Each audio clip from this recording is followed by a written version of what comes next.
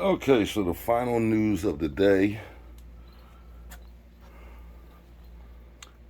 is not good. So we couldn't get the assembly to work, which means it's this. And I took a picture of that in the last video. Now here's the problem, which I feel bad for the clients because they're trying their best and things just keep happening. So I looked this up and I had the supply house look it up. This is NA, means not available. And they list it on the A.O. Smith site as obsolete, which means they don't make it anymore. They make an aftermarket one that's made by some company. The problem I have with that is this heater is 14 years old. It's probably, we don't know how far it is from leaking, but the company has decided to drop this technology. This is the new one, it's new style. And this one's 6 years old. So this has probably been updated already. Usually updates about every 2 to 3 years, depending on if they just want to do something. So that stinks. The only thing I can think of is to, give the client a really good price on changing it. And when I get back, I had asked the supply house to send me availability and price on a tank heater like this or a Navion. I asked for 4 different kinds so that we could get a number, because it is what it is. I mean, this is the second day I messed around with this thing. From a labor point of view, most guys haven't even done that, but we're already here doing the other work, and we figure we wanted to try our best for the client. But 2 days of going back, and it's one of those things where when you get a working set down here going, and I checked everything out, it's the way it's supposed to be. You have that working set, and once everything checks out down here, the only thing that's left, there's 2 of them, is this. I've seen them go, but the rule of thumb is most of these heaters are either 5 year or 6 year. These, back in this days, they probably were 5 years. I think they're up to 6 now for the warranty. So you can imagine if the manufacturer made it and is only going to warranty it for 5 to 6 years, pretty much after 5 years, you can be pretty sure that if something goes, you may have another 4 or 5 years. And this one went 14, so it did good for a heater that's probably never been maintained, never been drained. It's probably full of rock salt, calcium. And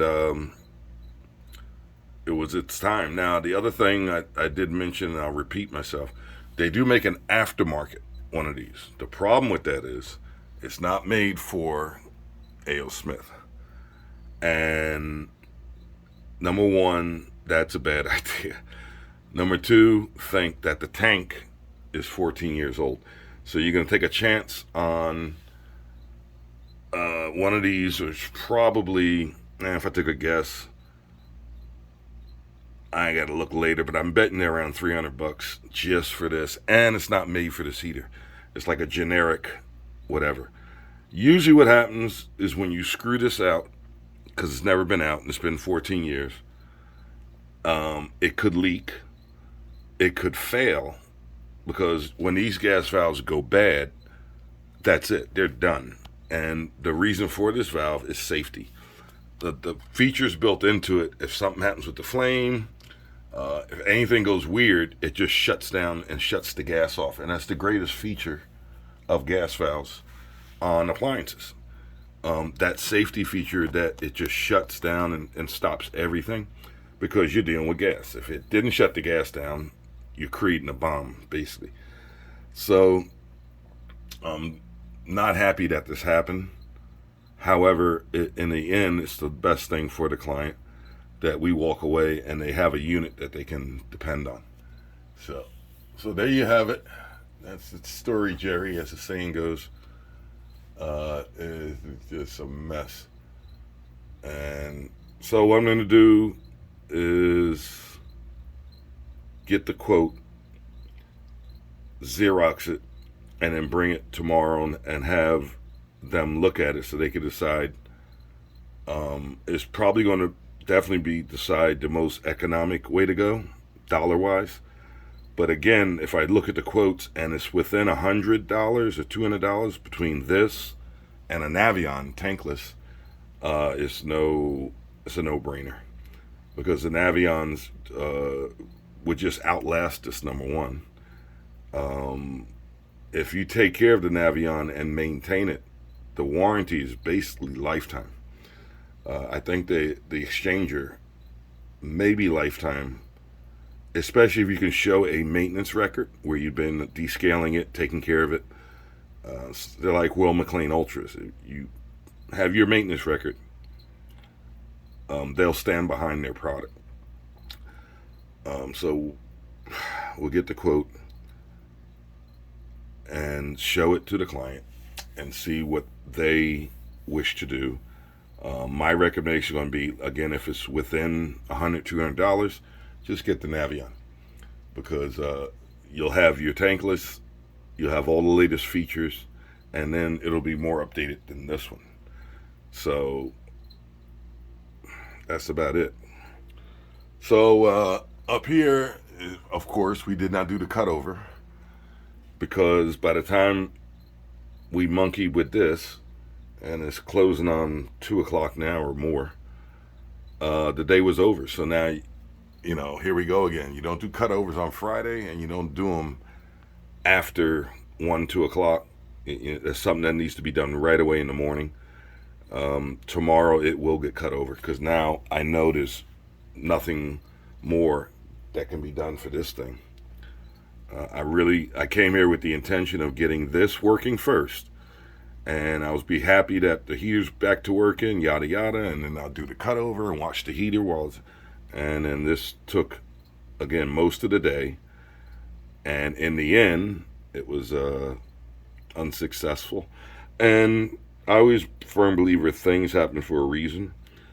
If this thing was goofy like that and it wouldn't stay lit, it can go the other way, which means it doesn't go out. That's when you got a problem, when it doesn't shut down. And I can still hear. That's the frame for temperature. It's working for temperature, but for the pilot, it's not working. And usually when I've seen these fail, that's the order they go. The pilot won't stay lit first, or it's intermittent, and then the next thing, the actual main, that's the primary, and the secondary is where it lights the big flame to heat the water. So to call the pilot the primary. Usually that's the order they fail in. You'll notice a pilot issue, and then the next thing, sometime when you turn on, it'll be a big woof, like too much gas is getting in the pot. And so that's how usually that I've experienced, they'll actually fail in that order. Pilot first, and then you won't be able to get your temperature next, or you'll have to turn this up high to get hot water, when usually the middle, let's see, that's middle, there's the pointer right there. That's usually hot enough for anything between there and A. When you have to start turning it up, see, it's B, very hot. And I've seen houses where they're up here and they still complain about not having enough hot water. Well, that's the sign that it's getting ready to go and has to be replaced. All right, tomorrow is another day. See ya.